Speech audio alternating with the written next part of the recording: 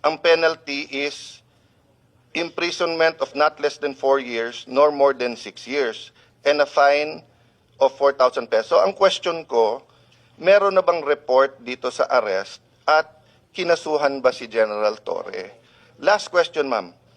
Tuwing magpapa-aresto lately, parang ang pinaka-effective si General Torre, di ba? So nung pina-aresto si Pastor Kibuloy, grabe yung mga nangyari at ginawa, di ba? Nung pina-aresto po si President Duterte, yun naman pinag-uusapan natin, nakita naman natin. Nung nag-hearing po ako tungkol sa tulay na sa Isabela na gumiba, hindi po nag-a-attend si Secretary Bonoan. Sinabi ko lang, kailangan ko pa bang i-designate si General Torre para kunin si Secretary? The next time, nag-attend na siya. So ito, tanong ko ma'am, pag nag-issue tayo ng subpoena at hindi siya mag-attend at kinontempt natin, pwede bang ang utusang kong hulihin si General Torre, ay si General Torre? Siyempre po, nalulungkot po ako na para tayong pumunta ng birthday party, walang dumating na bisita. But unlike a party, you can celebrate naman with your closest friends, family. Pero dito po sa hearing, I think we can still be productive. But ayoko naman, Madam Chair, na pagalitan yung present dahil maraming absent. So may I take the opportunity to thank very much Attorney Alexis Medina, Attorney Santiago, Attorney Bernal. Alam namin na pag ganito kabigat yung issue ay may consequences din yung pagsasalita, may consequences yung pag-a-appear. But Madam Chair, I was, I think, more than kind last hearing in terms of not pressing my questions kapag sinabi nilang sub judice. But just to clarify, well settled na yan, whether sa jurisprudence or sa history ng Senate, na mere filing of a case or mere pendency of the case does not stop the hearing, nor is it a reason for them not to discuss. In fact, pagka yung executive department, matetest pa nga yung consistency na kung sasabihin nila dito at sasabihin nila dun sa korte ay pareho. Yung sub judice rule kasi, and correct me later on, Attorney Medina, kung mali, it's really more of to protect the integrity of the court and the fairness para hindi dinidiscuss yung case, para hindi sila ma-pressure. Yung sub judice rule is not meant para yung kung may inconsistency sa ibang bodies, sa SEC, quasi-judicial bodies, or dito sa Congress or sa Senate. Kasi kung yun po ang kaso, di lahat ng ginagawa ng mga COM ngayon, ng mga TRICOM, QUADCOM, ang kailangan lang gawin ng witnesses nila ay mag-file ng kaso against themselves. Tigil na yung hearing, no? Number two, there are many points regarding other guests. For example, General Torre, no? He's not covered by executive privilege unless the President talked to him directly. Ang executive privilege, pagkaalam ko, kasi kasama po ako doon, ako po nag-chair nung investigation sa ZTE nung na-discuss po itong mga issues na to at na-bring up for the first time in, at least in a recent history, yung executive privilege. Ang purpose ng executive privilege, pareho din ng purpose nung privilege na binibigay, for example, sa journalist, that hindi nila kailangan sabihin kung sino ang kanilang source, or kaya mag-asawa, or yung doktor at pasyente, or abogado at saka kliyente. Ang purpose kasi nun, the client and the lawyer can freely discuss. Ganun din, ang doctor at saka pasyente can freely discuss kasi they will not be compelled to testify, no?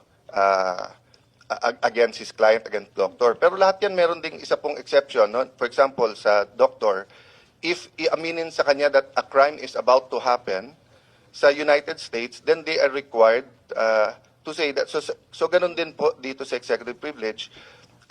Malinaw sa Supreme Court ruling, you cannot use executive privilege if ang pinag-uusapan may crime ba o wala, or if it's to cover up a crime. At this point, we're not saying there is a crime to cover up, but I will bring up that point right now.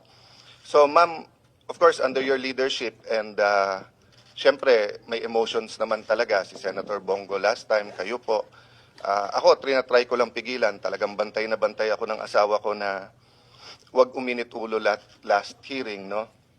Kausap ko rin ng Senate President na let's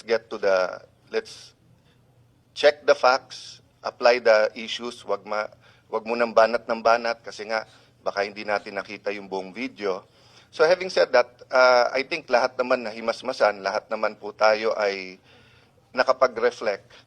So I was reflecting on, and ma'am, pwede ba after this just to show a short video ni General Torre? Kasi ito ma'am, Republic Act number 7438, an act defining certain rights of a person arrested, detained, or under custodial investigation, as well as the duties of the arresting, detaining, and investigating officers, and providing penalties for the violation thereof. May I also, akin to court na pagkawala po o hindi pinayagan yung ebidensyang i-offer, pwede to i-proffer.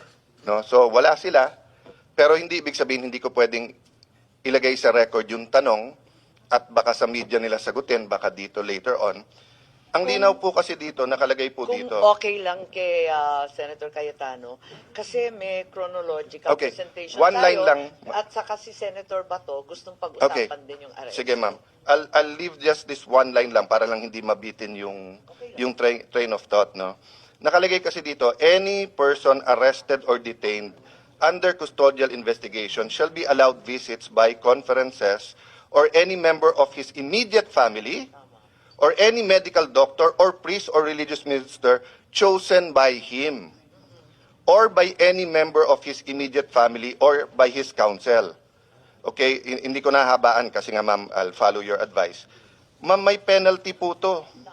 Ang penalty nito, any person who obstructs, prevents, or prohibits any lawyer, any member of the immediate family or person arrested, detained, or under custodial investigation, or any medical doctor or priest or minister by his counsel from visiting and conferring privately chosen by him or by any member's immediate family with him, or from examining and treating him.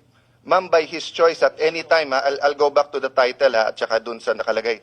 Nakalagay dito, hindi lang custodial investigation basta arrest or detain. So he was arrested and detained. So even if magdebate tayo na custodial investigation ba yun o hindi, no? So ma'am, ang ano po dito, ang penalty is imprisonment of not less than 4 years nor more than 6 years and a fine of 4,000 pesos. So ang question ko, meron na bang report dito sa arrest at kinasuhan ba si General Torre? Last question, ma'am. Tuwing magpapa-aresto lately, parang ang pinaka-effective si General Torre, di ba? So, nung pina-aresto si Pastor Kibuloy, grabe yung mga nangyari at ginawa, di ba? Nung pina-aresto po si President Duterte, yun naman pinag-uusapan natin, nakita naman natin. Nung nag-hearing po ako tungkol sa tulay sa Isabela na gumiba, hindi po nag-a-attend si Secretary Bonoan. Sinabi ko lang, kailangan ko pa bang i-designate si General Torre para kunin si Secretary? The next time, nag-attend na siya.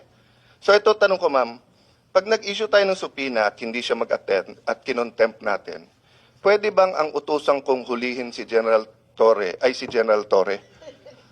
Kasi effective, no? Dinadaan ko lang sa biro, but I think of all his interviews and sa nangyari, this is my last point, ma'am. I'll submit to all my other colleagues. This is my point lang, ma'am.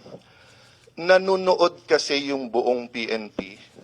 Nanunood yung mga teachers ng constitutional law, mga estudyante. Nanunood ang mga estudyante ng criminology.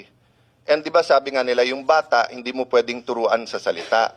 Natututo yung bata sa gawa. So ganun din sa gobyerno natin. Pag sinabi nung mayor, no corruption, pero corrupt siya, ang dating sa mga department head, pwede mag-corrupt. Di ba? Pag sinabi ng COMELEC officer sa isang probinsya, no cheating, pero pinayagan niya yung cheating or vote buying, ang papakinggan ng tao hindi yung salita, yung gawa So kung mali yung pagka-aresto, nangangamba ako na especially sa lugar na walang internet, walang cellphone, baka ito yung masunod humihingi sila ng counsel nila o doktor, tapos hindi pagbibigyan, no? And then the last point doon, ma'am, is that bakit kapag ka lower rank, meron pong isang vlogger, di ba, na PNP, na nagsorry na kaya parang okay, pero hinuli, tapos kakasuhan. I understand that, at magandang rule yon na pagka ikaw ay sundalo o pulis, ay hindi ka basta pwedeng, hindi ka pwedeng partisan, di ba? Pangalawa, kailangan bantayan mo sinasabi mo. But I'll give you 2 examples, ma'am. Bakit po si General Torre, kung ano-ano sinasabi sa kung ano-anong interview, hindi naman napapagalitan? So, ang dating po sa lower rank, bawal partisan kung kalaban. Kung kakampi yung sinabi mo, pwede. I'll go to a non-partisan issue. And I respect this person very much. I think he's one of the best chief of staff, personal friend, etc. Kaya lang, as a former secretary of the DFA, I have to mention this, no? When the AFP chief of staff said, prepare kasi madadamay tayo kapag ka-invade yung Taiwan, tayo po ay may one China policy. Ano po ang magiging reaction natin nung sa Marawi siege kung sinabi ng China, prepare kasi pag sinugod nila yung Marawi o kapag nilabanan nila yung secession sa Mindanao, mai-involve tayo. Magre-react din yung foreign affairs natin, hindi ba? Kasi nga may one China policy tayo. Don't get me wrong, ha? Ayaw natin ng gulo sa Taiwan. Nakikisimpet tayo sa democracy ng Taiwan. We want them to coexist with mainland China. But having said that, we have to be sensitive. So the right person to speak is either the DFA or the presidential spokesperson, hindi po sundalo or police, no? So I'll stop there, ma'am, pero sana nga consistent tayo para hindi nalilito yung mga kawani ng gobyerno kung ano talaga ang tama at ano yung mali. Thank you, Madam Chair.